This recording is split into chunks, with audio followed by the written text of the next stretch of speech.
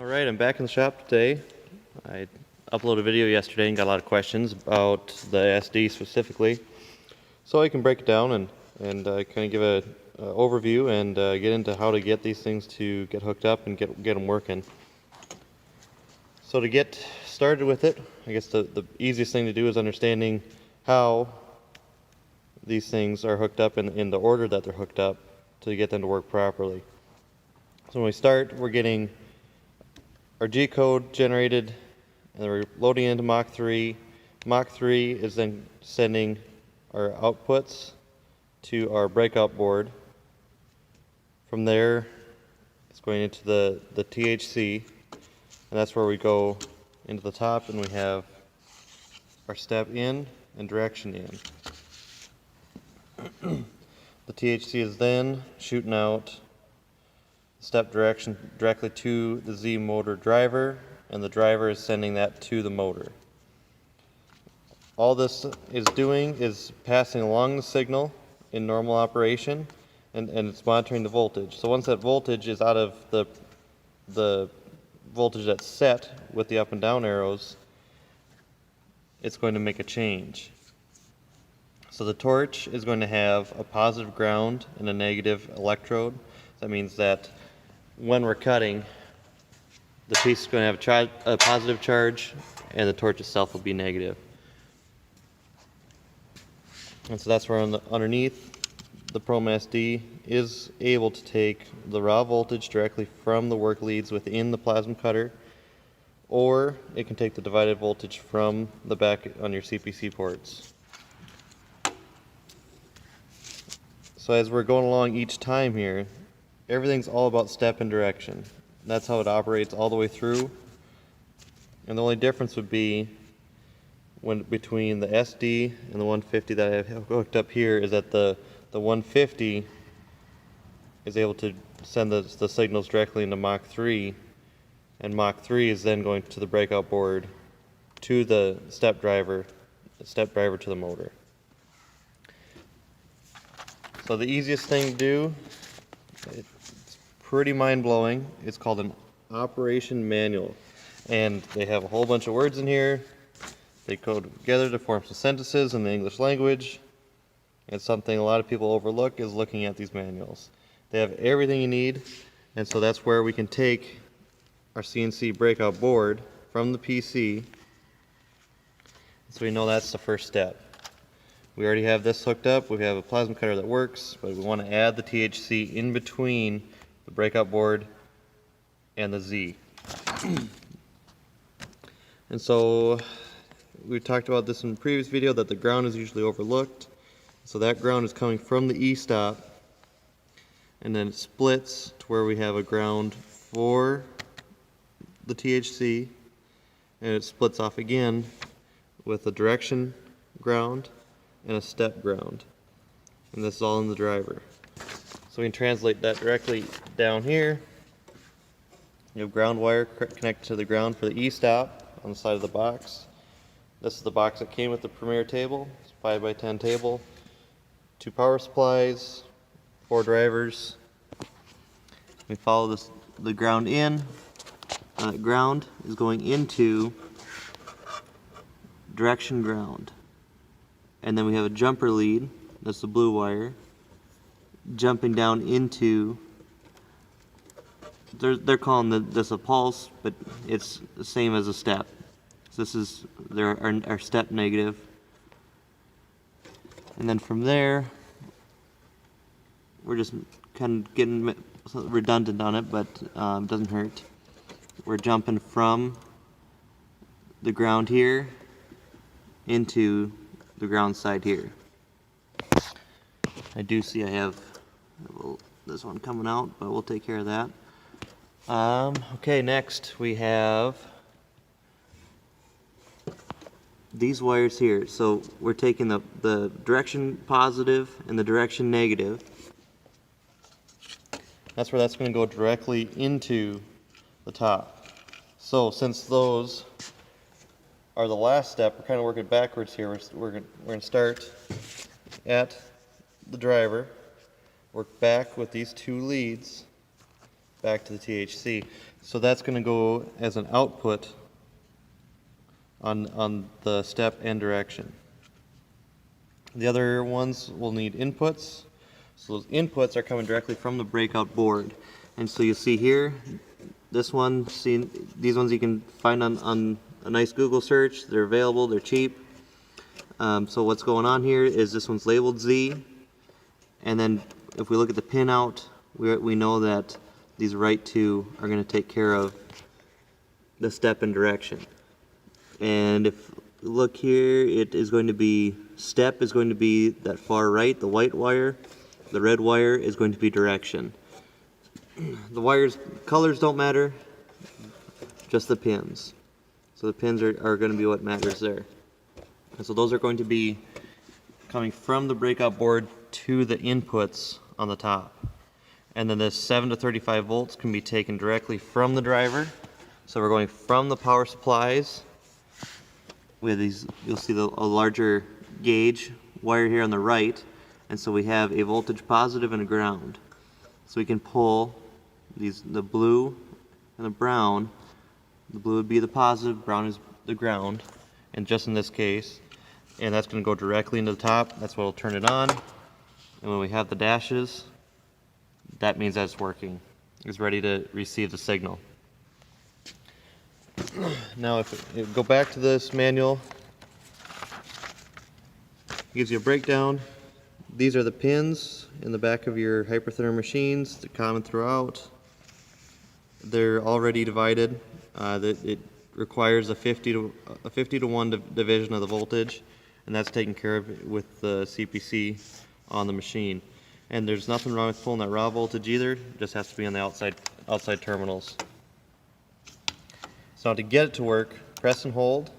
And when we do that, you'll see it run through a calibration quick, get to delay time, and run through everything.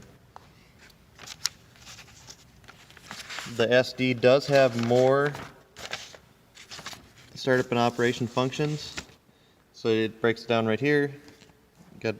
You'll see THC right away. It shows self-calibration, and then go to dashes. If you press and hold, the first one is SPE, that's speed. And then on this one, you can set it at 150. This is just going to be the speed that motor is traveling up and down. Now the delay time is pretty important in my opinion. I like to set that around, well, they're saying here, it'll go from 0.1 to 9.9 seconds. Factory setting is 0.5. I like to stretch that out. I don't want to be using the THC if I'm trying to cut small holes. That'll help you avoid the diving. That can happen if you're doing like a 60% feed rate on a hole. So typically I run that 2 to 2.5 seconds long, and this also is going to be how you're going to get your first voltage readings without letting that dive. So that first time you hook it up, set it out there to 8-9 seconds long, load up a program into Mach 3, run it, and then while it's running, monitor that voltage once that stabilizes, and that's going to be where it wants to run. So if you know that you're cutting at the right height and it's traveling along, and the book might say it's 130, but it might be cutting at 134. So if you see if that reading is 134 volts and you know it's the right height, that's the voltage reading that should be entered in.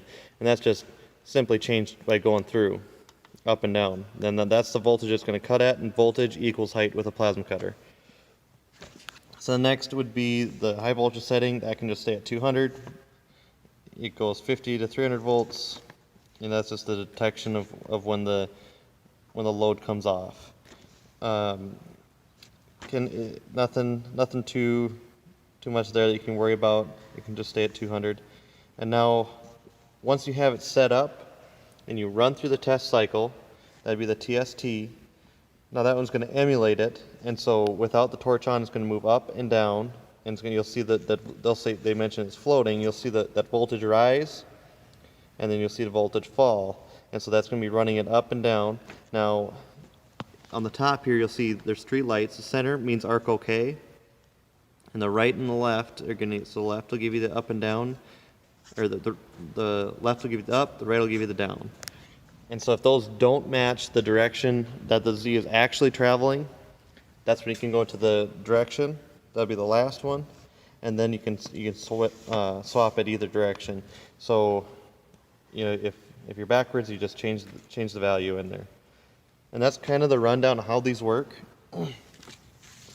And I guess if you're having issues with the diving, it's usually because you don't have your voltage set correctly. And then if it's diving very fast, you can reduce the speed, and that helps the most with diving, because then you're not having that happen so fast where you have a chance to react to what's going on. And then as you get more comfortable, these two top ones, you can start reducing the values. The best advice I have for someone's trying to get this going is just set these two to where your delay time is pretty long. I mean, when you're running, I would say, 3, 4, 5 seconds, gets that arc plenty of time to stabilize. You can get a reading right away, and then when it starts, you'll know if your reading is conflicting with the torch height. And that speed, back it way down, that's going to help kind of soften any issues you're going to have. So I guess that's kind of going to wrap it up. Pretty simple to install.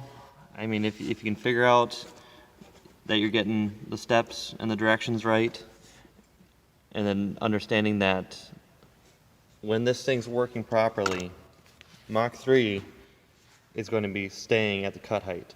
So with a hypertherm machine and it's needing the cut height 0.06, it's just going to read 0.06 the entire cut. And it's just sending signals from Mach 3 to the breakout board, to the Proma, and the Proma is then taking inputs from both directions and deciding what needs to happen with the Z. So that Mach 3 and the on your PC, you're not going to see any changes. And that's the, I guess, simplicity and also the downside in my opinion, and why I've gone away from the SD and switched over to the 150, that I'm able to turn on and off with Mach 3. So also, if you're running a hypertherm machine, you can also come in here. So I'll also open up Mach 3 and kind of give you a run through of that. Now this is for either Proma, SD, 150, don't matter.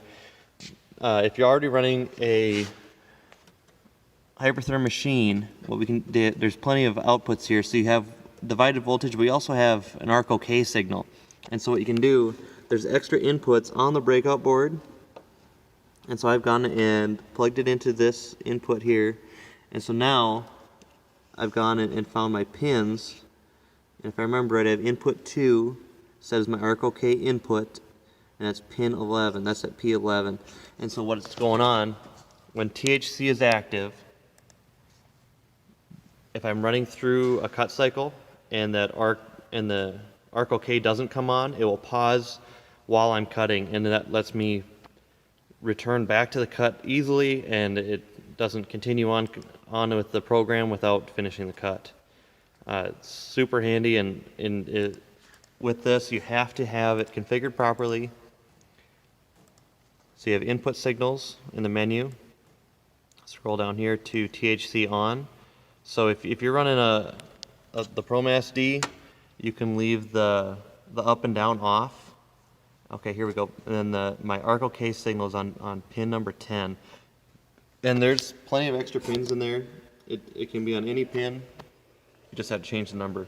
So that THC on, if you have a arc OK input, plug it in there, active low checked on, and then if you're running the SD, these can be on or off.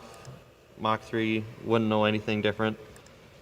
And so once that THC is checked, you got that arc OK signal coming in, letting the Mach 3 know when a cut is working properly. And that's a huge benefit in my opinion. Here's some of the stuff I'm messing around with now with the 150. And so if you have the SD, these don't mean anything. That SD is going to be making them adjustments regardless. And kind of the simple of it, and I guess here's my rundown for you guys. I'm going to share this back on the group and leave it here on YouTube, and hopefully you guys like it. If you do or got more questions, go ahead, comment below. Otherwise, thanks for watching.